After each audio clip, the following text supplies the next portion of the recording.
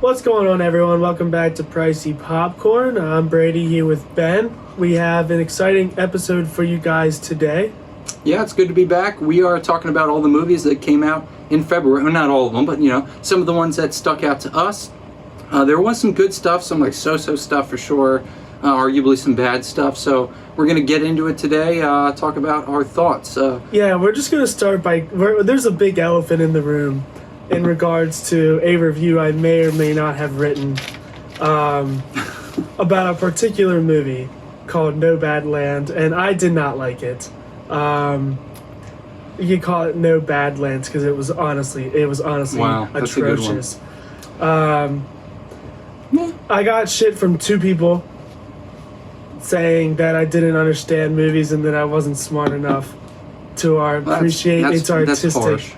That I wasn't smart enough to understand its artistic, nature of the film. But yeah, Ben's very passionate that this movie was at least okay. Yeah, so we're gonna hear his takes. Well, the thing is, I kind of have to discuss some of the other films in order to really get into what made this film. But I think we'll have time to do that. But I mean, I don't know. Like I said, I'm not some polar opposite of you, where I think it is the greatest movie of all time. I just think it was a fine film. It kind of was like one of those artsy movies that you watch in your freshman film studies class just to get an idea. Yeah, and so I mean, the first things first, it's definitely one of those movies that the critics think it's good, so everyone else is going to think it's good. God forbid the critics. No, but it's just one of those movies where it doesn't matter if it's actually good. The critics say that it's good, and we all know the movies. It's pretty much the Rick and Morty of movies, apparently, because you have to be a higher understanding to really appreciate it and really get it. But yeah, for those of you who didn't see my movie review, I claim that it was objectively bad, which might not have been true, but it was the worst. It is the worst movie I've seen in the last 5 years. Yeah, and I just want to maintain that I think that is a opinion that you are more than welcome to have, but does not reflect. I was able to sit there and get a lot out of the film. See, it does this really interesting thing where it doesn't necessarily have a narrative structure, but through the conversations that the main character has with non-actors, I'll get into that more later, and through, it's the conversations and the choices that the character makes, the places they go. You don't really get a story so much as a bunch of things to piece together in this slice of life kind of a movie where you get to make you get to make your own decision about what's going on, whether you think her decisions are good ones, or whether you think because they do a lot to build up, maybe there are socioeconomic reasons that she's in this situation, but also maybe there are some personality traits she has that kind of led her down this path. Yeah, so they do a good job of making it a good movie. Just because it does those things doesn't make it a good movie. If it was a documentary, it would have been a good documentary. But the fact, it's one of those things. Just because it does good things and has good messages and makes you think doesn't mean it's a good movie. But you have to have a good medium. It doesn't mean it's not a good movie either. What you're saying is you don't like it. That's a big difference. I have the greatest taste of all time. Is that what is about to come out of your mouth? No, I don't. But I'm saying, when you look at movies and what makes a movie objectively good, or at least a good, entertaining has to be in it. Cinematography has to be good acting. It does have to be in it. That is looking at a very small scope of what makes film. That is definitely all these things are. It's a whole medium. Yeah, it's a whole medium, and there are definitely entertaining at the end of the day. No, it doesn't. That's not what. It can be sad. No, that's what goes into. It can be meaningful, and it can still be entertaining. If you have a good message, but it's not a good medium, and it's not expressed the right way, that doesn't make it good. There's tons of songs, movies, poems, books that have good ideas. Good but this isn't comparing Drake to this isn't comparing Drake to a guy making ASMR. This is, comparing a kind of film that does, traditional story type things to another kind of film that is doing something different. And it's still a valid way. It's still a valid form of filmmaking, and it's still a valid way to get a point across, though the intention of this film wasn't to get a point across, but to present you with stimuli, which and data that you're able to make your own opinion about the situation. But it's a valid way of doing film. And so I'm not saying it's not a valid way. I'm just saying a lot of the points you are making is that the meaning and what you got out of it, like, again, I think it could have been done better. It is subjective. I think it could have been done better. Sure, it could have been done better, but I think and there's a lot of things it failed low on in terms of when you look like all of them. So, and also in my review, I said if it wins the Oscar for Best Picture, I'm gonna be upset. I don't think it's going to. I don't think it won the Golden Globe for Best Drama. Different thing. Yeah, it is. But still, it's just like, no, I don't think it deserves that kind of praise. But it can do both things. It can be an artistically brilliant, thought-provoking, meaningful movie and still be entertaining. And that is subjective. And done well. I found it entertaining, and you did not. That is a subjective But I don't think it was done well. Like I said, if it was a documentary, it would have been good. If it was a documentary, it would have been good. No, So that's a stylistic decision that they make. So it's either we tell it like just a normal kind of Hollywood film with a traditional story, or we try to make it realistic. And so we either make the decision to just film a documentary, or they make the decision to kind of mimic the documentaries. So I admit that the documentary traits are a little like played out, but that's still a decision that they made so that they could present the information in an unbiased way. I don't hate the way they. I don't hate that method. There's a ton of movies that do it in that way. I just don't like. I guess I'm not a big fan of how the director shot it and everything. Minari was kind of like that. Like it had that more like personal like touch. It wasn't like super Hollywood, super like you're watching a movie. It was definitely more personable. And I think something that, I mean, like, I don't mean to say you're forgetting or, like, missing, but, like, you don't just point a camera and it turns out the way it looks. No, there's obviously some, I think, a little more nuance to the way it was made. Especially because, like, they had some beautiful, they had the opportunities for some very beautiful cinematic shots in that movie, and I don't think they captured it. Like, I feel like they could have just, I feel like the quality could have been better. So when you do those kinds of things in a film, you put these elements of, I keep on coming back to the word bias, but when you put something in a narrative and when you shoot it in these kind of grandiose traditional ways, you're kind of romanticizing this issue in a way that the filmmaker did not intend for it to be romanticized, because the point is to sort of bring light to the issue. So, like, yeah, you might not like it, but it is an intentional decision they made that I find to be, like, interesting. And so I get enjoyment out of it. And other people who like to think about the movie in a kind of critical, I'm pretentious kind of way, yeah, some of these people are going to like that movie. And that's just a fact of the matter, that those people are out there and they exist. So. Yeah, I mean, I compare all my movies on a scale, so it's really not technically fair. So Parasite's a 9 out of 9. So to me, like, Parasite's the best movie I've seen in the last 5 years. So totally. Compared to Parasite, Nomadland is the worst movie I've seen, and it's a 2 out of 10. Indeed. Yeah, you are taking the perspective that you've been reviewing movies and watching them with the intention of reviewing them. I honestly do try to do it as objective as possible. Like, I grade it on a scale of, I mean, obviously, like, well, it's hard to be objective too. There's no such thing as being objective in art, but there's at least being I able to try to. There's no such thing in being objective as being objective ever. Well, 2 plus 2 equals 4, but yeah. So I mean, yeah, we had to clear the air because it's definitely a heated. Yeah, and I'm talking more about that's a small thing that doesn't matter. But this I'm talking one woman about from college got very upset. Yeah, very upset. Like, very much came from didn't even want to have the discussion with me because I brought up because the main point I brought up was because she kind of said the same thing. She kind of said, like, it means so much, like, it's so deep and it's so like philosophical, and the main point I told her was like, hey, I think that's flawed too. I think it can. Okay, I don't even again. You can have the best message in the world, but if the medium's not conveyed correctly, it's not the best movie. And this woman was trying to argue that it was, top tier and amazing. And I was like, I listed all the last 5 years, the movies that won the Oscar for Best Picture.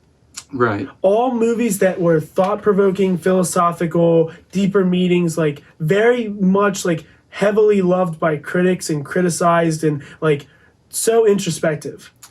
But Right. were still very well done and were very like brilliant films. Totally. And I guess that's my issue with it is like it severely lacks, and we can both agree that I can't relate to Nomadland at all for the most Right. part. But I just like I went into it looking for something to get out of it. Like I didn't think it was going to be that bad. I didn't go into it hating it. Right. No, and I trust that I read about all the because like I read about it after. So I watched the movie and then I read and then it was like, oh, everyone loves this movie and this movie sucked.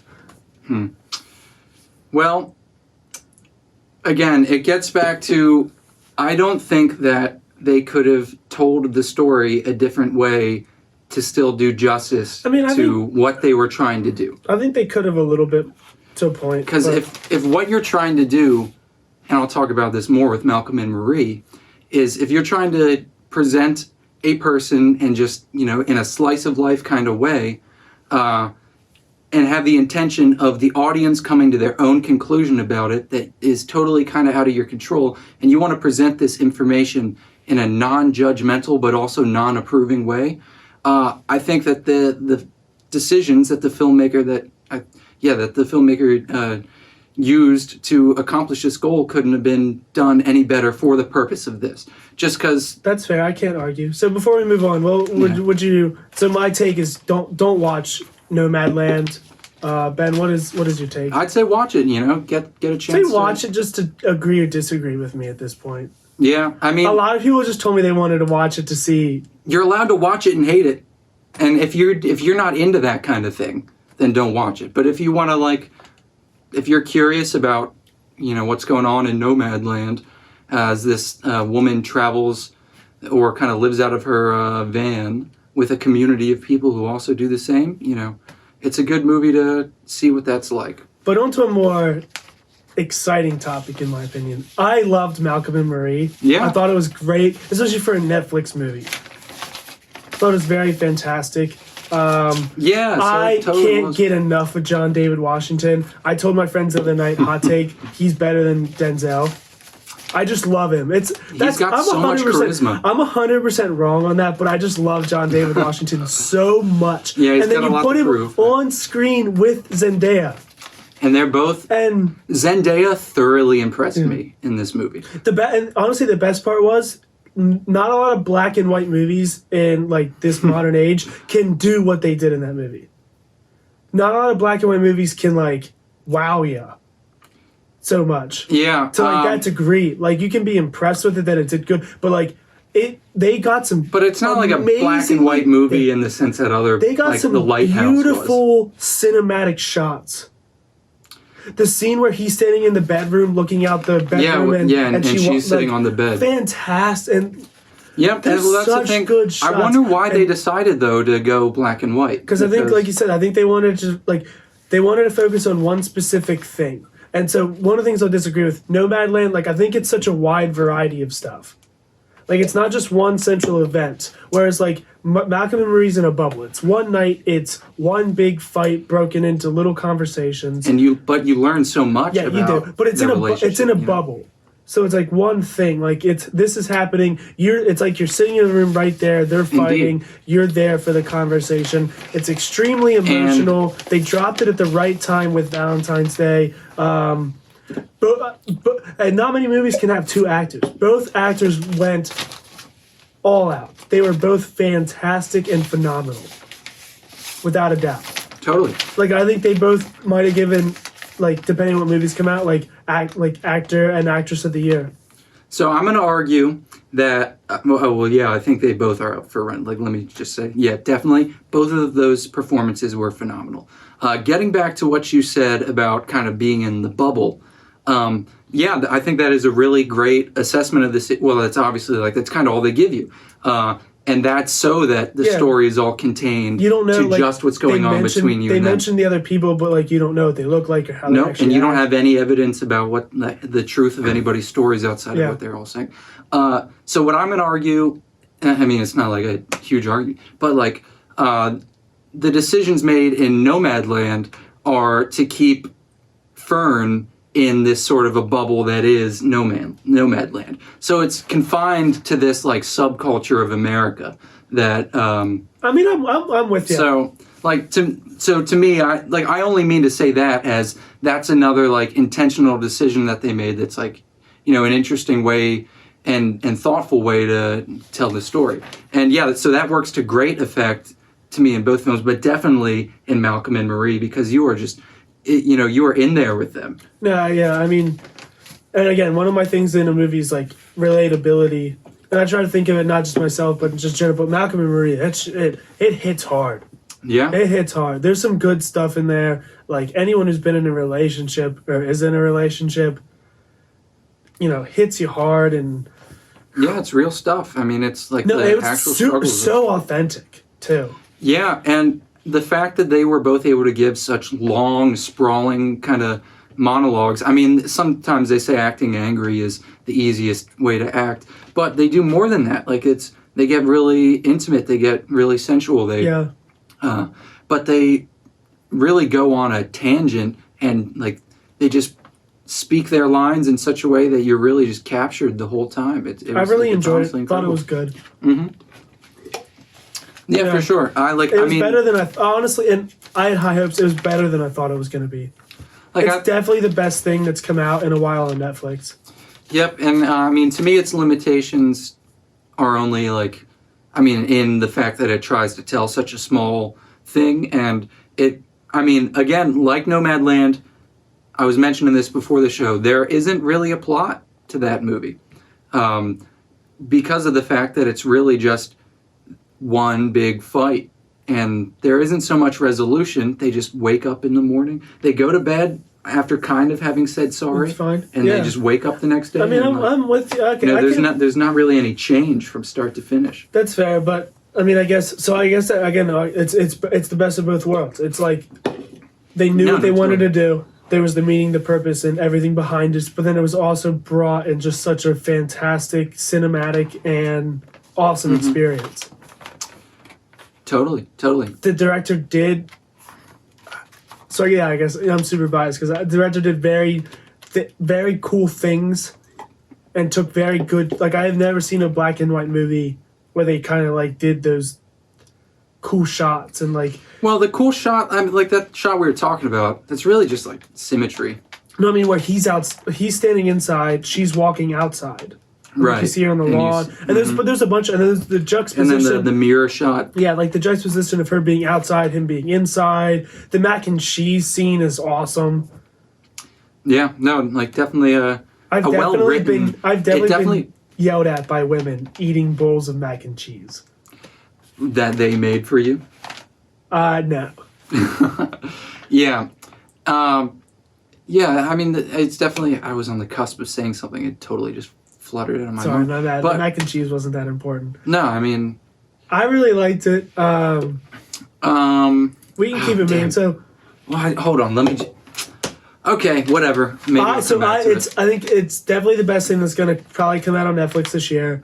In the last 2 or 3 years, this or The Devil All the Time are probably the top two on Netflix you got to watch right now. But yeah, definitely, like, if you have Netflix and you haven't watched it, it's a 10 out of 10 watch. Yeah, and what I was going to say, now I'll remember, is like it definitely feels like a writer's movie. It felt like the writers had a great time constructing the dialogue. It's all dialogue.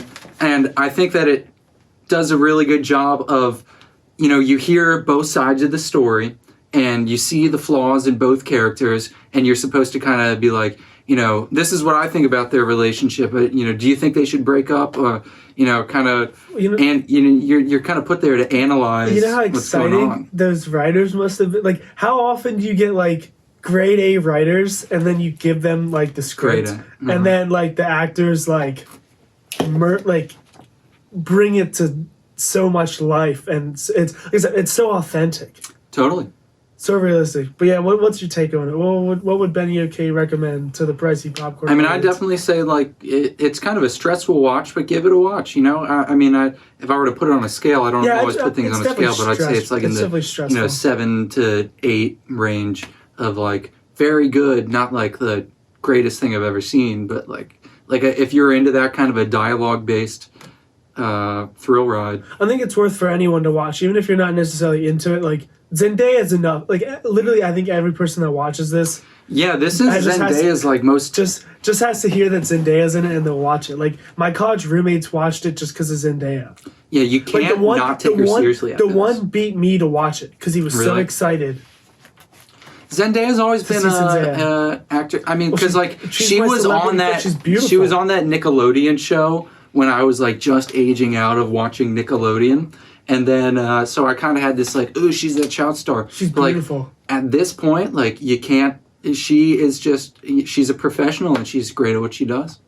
I can't wait to. She's so young too. I can't wait to see what more she puts out there. Dude, she's only like 22. Dude, we're gonna be like 23. 80 years old. And she's going to be 80 years old also. And she's going to be playing, like, the grandma on a sitcom or, like, in movies. We're going to be, I remember that Zendaya. Yeah.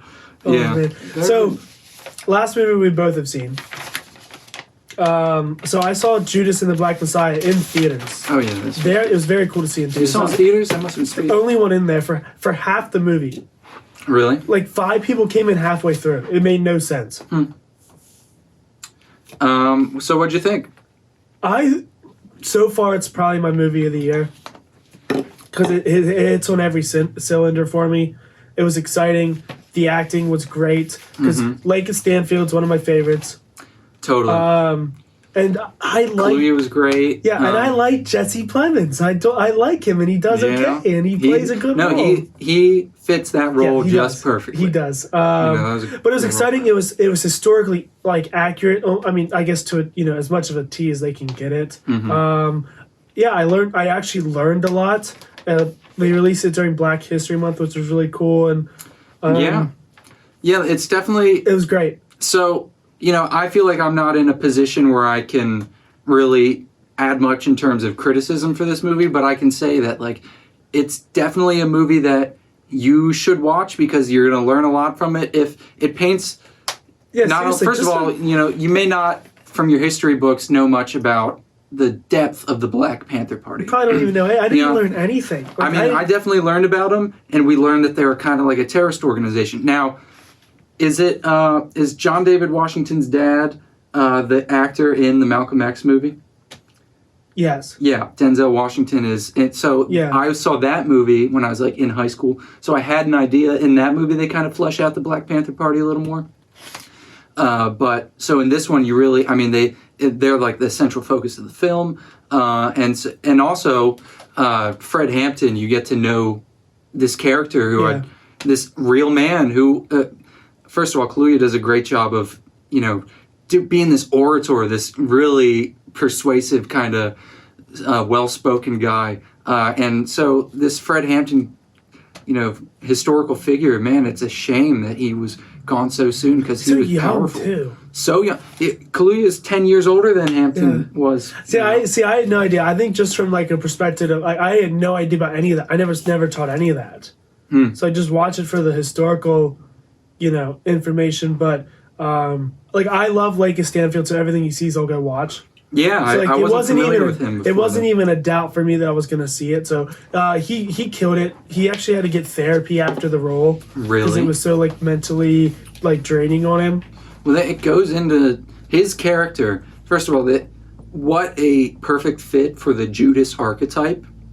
See, and I loved what the writers and the dialogue did for him, because it kind of, and I liked how Jesse Plemons plays into it, because Jesse Plemons has decent points to get him, and they're they're the same as the KKK, they're doing equally bad stuff, and it's cool how they set it up and the way they frame Lake Stanfield's character, right? And how he hates it, and then the conflict of who's right, who's wrong, maybe everything's kind of black and white, and then him actually getting into it and doing it, and and then he feels a sense of loyalty to the Panthers too. It's real. The scene where he gets all mad and he tries to fight the two guys outside in the streets. Mm-hmm. It's he's about it. He's just not doing that as a... Yeah, you get the sense that he could flip on, you know. Yeah, he could just shoot Jesse Plemons at any moment. Right. Yeah, great stuff. I really enjoyed it. I think they do a great job of painting the Judas kind of character, and it brings out this kind of feeling of, you know, for oppressed communities, you know, for the general person within an oppressed community, you're dealing with so much crap on the day-to-day. How do you find the willpower to join a movement like the Black Panthers, or like just get involved with creating social change? So I think it really speaks to that really well, because just of the situation that you know, O'Neill gets into at the beginning of the movie, how it all kickstarts for him. He's just trying to survive. Yeah, and it's weird how Hampton's kind of, you never really feel like you're totally with him. You know, in a sense that, like, definitely O'Neill's kind of like more the main character. Okay. Do you know what I mean? Yeah. Kind of like, and that's honestly how Jesus is kind of painted in the Bible. You know, he's always someone that's being observed or is like speaking to you. It's never first person. I would definitely agree with that. Yeah, I mean, I feel like it's definitely a Lake of Stanfield movie, and I think a lot of the posters, Lake of Stanfield's. Yeah, I'm just talking about like the the story where, you know, I mean, the performers shine in their roles. It is his story, right. I believe. Yeah, I mean, it's Judas and the Black Messiah, not the Black Messiah and Judas. I thought it was cool. Definitely learned a lot. Definitely, so my take. Definitely recommend watching it. I would say 100%. like, not even worth wearing a mask to the movies. It was really good. I really enjoyed it. I thought it was great. Yeah, it moves quick, so like if you can avoid having to get up to the bathroom, you'll be in there. The only thing that pissed me off, so I showed up to the movies like 2 minutes late. There was no previews. Really? The movie just started. I guess there's nothing to advertise right now. The movie just started, which kind of bummed me out because one, I missed like the first like minute and a half, I guess. Mm-hmm. And two, I liked the previews. Right. Well, I guess, is there much to preview? Well, as a matter of fact, I suppose there is. There's some stuff coming up for March, huh? Well, they can keep previewing all the stuff. They have a ton of movies coming out later this year. Yeah, I guess. Yeah, I haven't seen a Black Widow trailer in ages. Dude, they previewed Tenet for like 2 years. They can preview like the 007 movie, Black Widow, like Free Guy. They have a ton of stuff they can preview that's coming out later this year. Totally. Before we get into what's coming in March, so I watched this movie. It's a Korean drama called Minari. It was really good, but I didn't see it. I really liked it. I can't stop thinking about it. It wasn't spectacular by any means, but it was really good. And if you can check it out and not pay $20, because I guess Ben said he had to pay $20 if he wanted to watch it. Yeah, it was just it's available on Amazon right now and like a bunch of other streaming services. If you can watch it for free, like it's 100% worth the watch. Like there's the most adorable little kid in it. It was cool. Like it's a drama about family and it's an A24 film. Yeah, which is enough in itself enough to watch. But yeah, it's about family, like what makes a home. It's about the American dream. It makes you kind of question like what it means to be American, and everything was so. What fun fact? So I sent Blair my review. Okay. And Blair goes, A24 is an American studio, right? Like, this isn't a Korean film. I was like, you're right, let me check it. But it won the Golden Globe for Best Foreign Drama. So is it totally in Korean? Yeah, so it is, but, like, they speak English because, like, they're in America, so, like, they try to learn English. But apparently, the Golden Globe category says if a movie's in more than 50% foreign language, it gets put into that genre. Okay. Which I thought was kind of weird. I thought it was about the director. I thought wherever the director was from, or like wherever the movie was made, that's what they classified it on. Not like... Because that's tough, because think about how many American blockbusters are like filmed overseas, or like... I guess like the origin of the movie. Yeah, but like the origin of the movie. Like I didn't think just because it's like A24 is an American production company, they could have went to like the young Korean film director be like, we want to back you. I didn't know that would make it an American film. I guess. So I kind of thought it was like the origin, like it participates in the American economy. Maybe like not, maybe not where it's shot, because then every movie would be. But like, I guess like the origin of the film, like it's like you watch, it's 100% a Korean film. Right. So I don't know. I thought it was interesting because I like had no idea like what counted and Yeah, there's. I mean, it's definitely. like I said, I thought it was like the yeah. director's origin. Like I thought if like it was where the director's from or whoever like made the film. Not sure entirely. But March, we have some exciting movies. Not really exciting. There's only two I'm kind of excited for. So first, for all our Better Call I bet Saul you can fans, guess what we're excited for. Bob Odenkirk Oh, that too. It's stars a 3 to me. in this new movie called Nobody, where he kind of plays like a brute, like Buster. He like beats Yeah, he's some like a people up. retired Yeah. hitman. I think of him as loquacious old Saul Goodman, but So it'll be cool to see here him in he's that. fighting people. Yeah, that'd be interesting. And then my second is Raya and the Last Dragon, the newest Disney movie comes out on Friday. Super Should be excited good. for that. Friday, you say? Yeah, March is coming. It won't be It's here. bad. It's So March. it won't be bad. It'll at least be watchable, entertaining, and done well. Totally. Yeah, you can't. I don't even really know what it's about. Like I know, Raya is a woman who has a dragon, and they go on a quest. Beats me. No spoilers going in. What else we got? There's a SpongeBob movie. I didn't know that was coming out. They were supposed to come out forever ago. You didn't watch the? Oh, that's the one that was supposed to. Yeah, the Nickelodeon. Did it get like backed up because? I guess so. Yeah, the Nickelodeon football game. Yeah, where I they- watched yeah. that as a matter of Yeah. fact. Not the whole thing, but I tuned in. There's Coming to America. Dude, Coming it to America. looks so bad. There's no way it's good. It looks so. That's not up it my looks alley. cringy. I don't like to laugh. I don't like. I really comedy. don't want to watch it. Like I feel like I'm obligated to watch it, Yeah, dude. but I don't think I can. Like I really don't think I can get through it. Amazon makes it, and Amazon doesn't have a great track record of making movies. Ooh, yeah, I don't know about that. Like I don't think dude, the first one came out 30 years ago. It's not going to be good. It's not going to be good. They're just going to do damage to the original. It's one of those things where I feel obligated to watch it, but I don't think if I write a review, anyone's going to give a shit. And I feel like Yeah. the review's going to either be one of two things. One, don't watch it because it's as bad as you think it's going to be. Or two, it was actually good and like get past the cringe. Totally. Before we get to the one you're super excited Well, for, there's two I'm super excited for. my friends are That's hyping the up way. Godzilla vs. Kong. Yeah, exactly. It's It's gonna- gonna be lit. I'm trying to see it in the theaters because it's gonna be one of those movies where Right. like surround sound and big screen. Have you seen the first two installments? No, I in don't the even series? care. I feel like I you don't just- even need to. It's just I don't even big care. I monkey just want to fight see it. lizard. I'm Team Kong. I'm a big Kong guy. I don't care about Godzilla. Yeah, I don't know. I don't care about Someone. There's more. So my friends are saying. I'm a mammal, My friends are saying that there's a chance. It's all speculation, just how like we speculate about what's gonna happen in WandaVision. Apparently, there's a chance that they team up to fight a Godzilla that's in like a mecha suit. Yeah, Mechagodzilla. Yeah, so the thought is that the Which is Godzilla we're crazy. seeing in the trailers is kind of small. That's not real Godzilla. That's like a baby Godzilla or something that's been raised up. Meanwhile, the OG Godzilla is dead and like going to be put in this mech suit to. I mean, that's like a Oh my thing. It's incredible.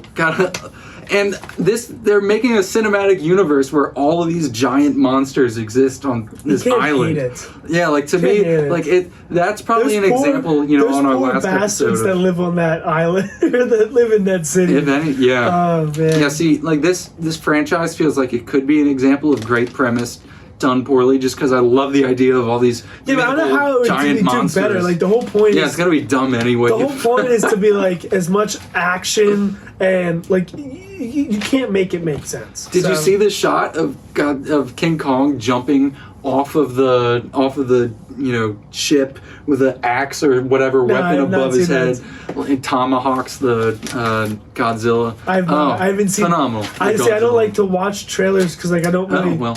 want an idea. But I know Ben's dying to talk about his Oh, yeah. last Ooh, movie of March yeah. that's coming out. Yeah, we got the Snyder Cut coming out. I haven't even watched the first Justice League because I heard it sucked and I I didn't didn't either. care. So I'm excited. I'm probably a rare case where the Snyder Cut's going to be, well, I guess no, because you were here. The Snyder Cut's going to be our first watch through of the Justice League movie. I don't give a shit about the DC universe I don't because it's either. all been pretty bad. I just know But this is gonna everyone be- everyone talks up the Snyder. Like, I'm Did you see excited. Joker Jesus? He says we live in a society. Well, at that the too. end. Yeah, in the one trailer he says we live in a society. It's official. It's canon. It's, But yeah, there's some promo images came up of like his Joker wearing a crown of thorns and all this crap. see, so many people I know that actually care about the DC universe are super excited for this, and it's been like 2 or 3 years that It's they've been gonna be asking for the just Snyder as Cut to be bad. released. So It's gonna disappoint. But like I have no expectations. It can't I'm just mad it's disappoint. gonna be so long because we're thinking about doing our we're live doing a stream live of it. stream of it. It's gonna be like 4 hours long. We're gonna have to take an intermission or something, man. That's gonna be tough. What we're gonna have to do We're is just pee 5 times.